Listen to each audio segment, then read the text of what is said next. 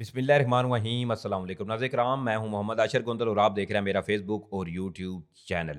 नाज़रीन किराम, आज जिस तरह से फील्ड मार्शल सैयद आसम मुनीर ने भारत को धमकी लगाई तो इसके बाद पूरा दिल्ली जो है वहां पर भूचाल आ गया और आर्मी चीफ के बयानात के बाद अब जो तफसीलात भारत से सामने आ रही हैं, भारत अपने ऑपरेशन सिंदूर 2.0 से बाज नहीं आ रहा और अब जो इकदामात जम्मू कश्मीर में भारतीय अफवाज के हवाले से किए जा रहे हैं वो इंतहाई अहम है और इस हवाले से कुछ इंतहाई अहम तफसीलात हैं जो इस वीडियो में मैं आपके सामने रखूंगा। और दूसरी तरफ ईरान के में एक बेसिकली पाकिस्तान का एक बड़ा दुश्मन बताया जा रहा है जिसको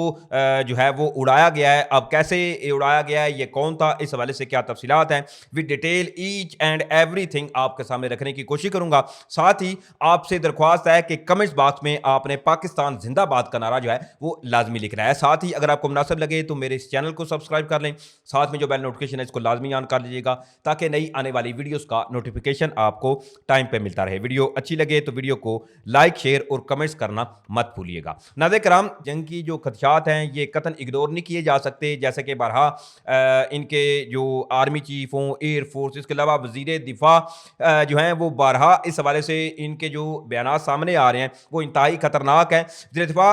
राजनाथ सिंह ने आज एक नई बढ़क मारी है। ये बढ़क इसलिए मारी गई है क्योंकि आज काकोल परेड में फील्ड मार्शल सैयद आसम मुनीर ने जिस तरह से भारत के लिए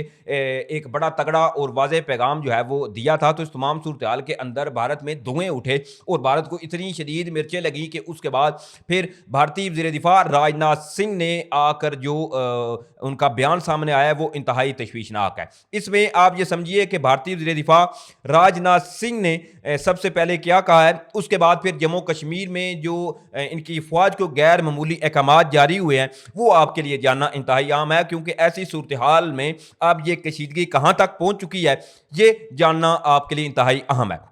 अच्छा जी, वज़ीर दिफा राजनाथ सिंह जो है वो ये कहता है कि जी every inch of Pakistan territory now with in BrahMos missile range. एक तो जी ब्राह्मोस मिसाइल की बढ़के भारत की जा ही नहीं रही। अब इन्होंने ये दावा किया कि जी हमारे पास जो ब्राह्मोस मिसाइल है ना उसमें पाकिस्तान का चप्पा चप्पा कोना कोना जो है वो हमारे ब्राह्मोस मिसाइलों की रेंज में है। इसके साथ ही जो एक तो उन्होंने अपने ब्राह्मोस मिसाइल का बताया, क्योंकि अब भी मैं आपको इसका पोस्टमार्टम भी करना है, मैंने आपको बताना भी है कि ये बयान किस लिए दिया गया है। इसके साथ ही वो जो कहते हैं कि जी ऑपरेशन सिंदूर में जो हमने किया था ना वो तो सिर्फ एक ट्रेलर था, पिक्चर अभी बाकी है। अच्छा, साथ ही उन्होंने कहा कि पाकिस्तान जो है इसको ये समझ जाना चाहिए कि अगर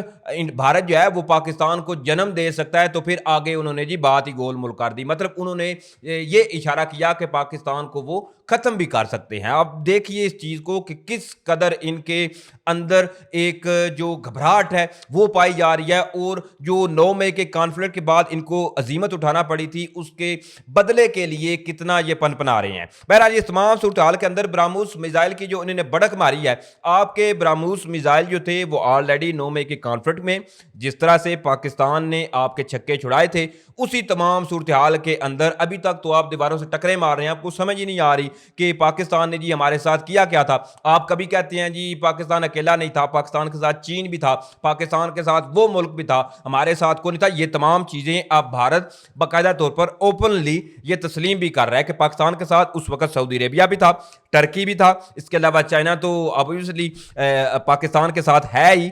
तो इस तमाम सूरत हाल के अंदर इनके साथ एक मुल्क जो है इसने भी खड़ा नहीं हुआ था। अब इस तमाम सूरत हाल के अंदर जो जम्मू कश्मीर में भारतीय अफवाज के हवाले से या जंगी तैयारियों के हवाले से जो इकदामात उठाए जा रहे हैं वो इंतहाई आम है। बेसिकली ये एक भारतीय ट्विटर हैंडल है, उन्होंने इस हवाले से ये दावा किया है कि ऑपरेशन सिंदूर 2 जो है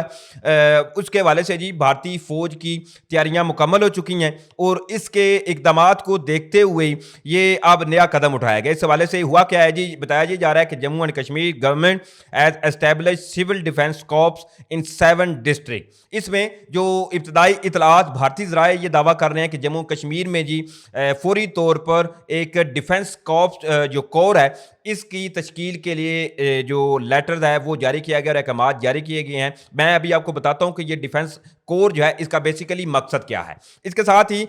अब जो इलाके बताए जा रहे हैं वो एक तो रईसी बताया जा रहा है, इसके अलावा रंबान, किश्तवाड़, इसका शोपियां, इसके साथ ही बंदीपुरा, इसके अलावा कुलगाम और कुछ और इलाके जम्मू कश्मीर के बताए بتائے جا رہے ہیں جہاں پر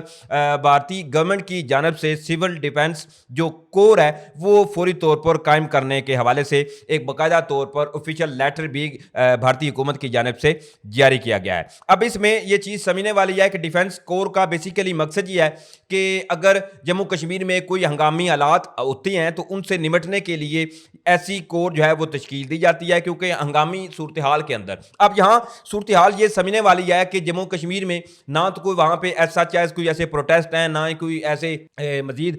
کوئی ادھر سے کوئی خبریں ایسی سامنے آ رہی ہیں, کیونکہ مکمل طور پر اس حوالے سے آلریڈی بھارتی میڈیا چپ ساتھ کے بیٹھ جاتا ہے, اور جو بھی کچھ وہاں پر اقدامات بھارتی فوج کرتی ہے یا بھارتی سرکار کرتی ہے اس پر بھی یہ تمام اس کو کور اپ کرنے کی کوشش کرتے ہیں. لیکن اس تمام صورتحال کے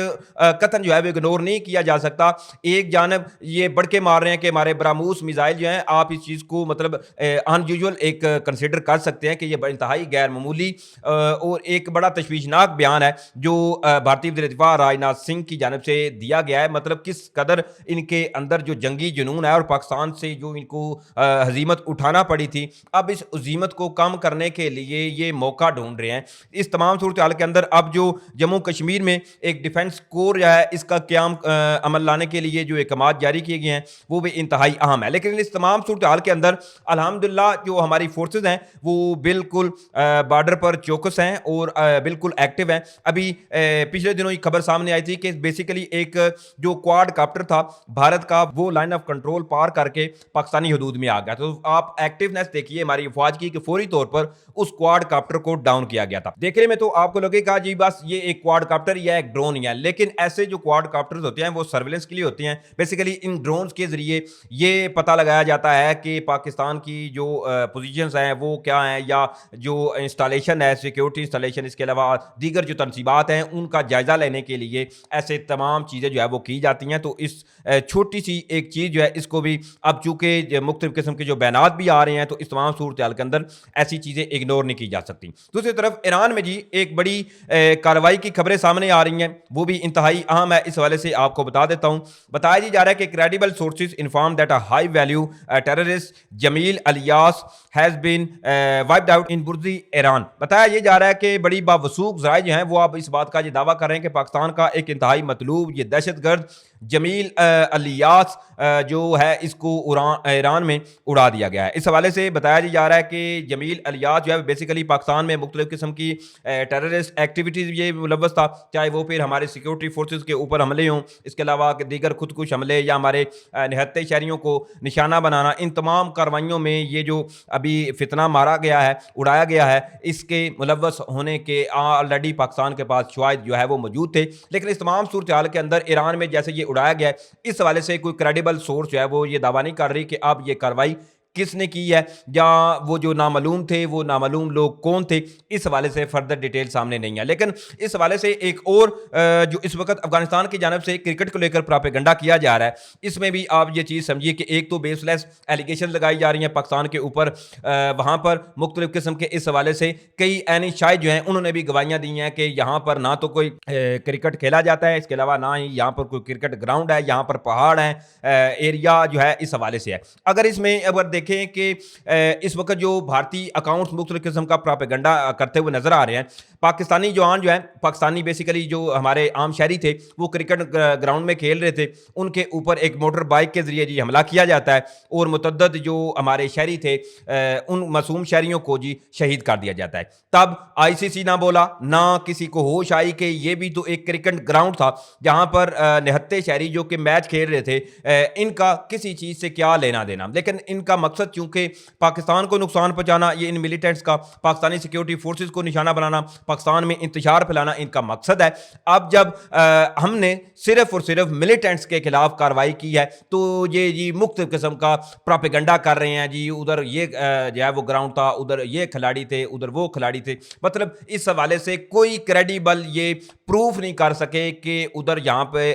جو ہے وہ کوئی قسم کے جو شہری تھے وہ تھے. لیکن اس میں پاکستان کے پاس پاس کیونکہ انٹیلیجنس سورسز سے آلریڈی ایسی تصدیق تھی کہ وہاں پر جو حافظ گل بہادر کے ٹیررسٹ تھے انہوں نے اپنی ہائیڈرس بنائی ہوئی تھی جس کو الحمدللہ پاکستانی فضائیہ نے بڑی کامیابی کے ساتھ نشانہ بنایا. بہرحال یہ تمام تر تفصیلات تھی جو میں نے آپ کے سامنے رکھی. امید کروں گا کہ آپ لوگوں کو ویڈیو اچھی لگی ہوگی. اگر ویڈیو اچھی لگی ہے تو بھائی کے چینل کو سپورٹ کرنے کے لیے چینل کو سبسکرائب کریں, ساتھ میں جو بیل نوٹیفکیشن ہے اس کو لازمی آن کر لیں. انشاءاللہ پھر ملیں گے. پاکستان زندہ باد.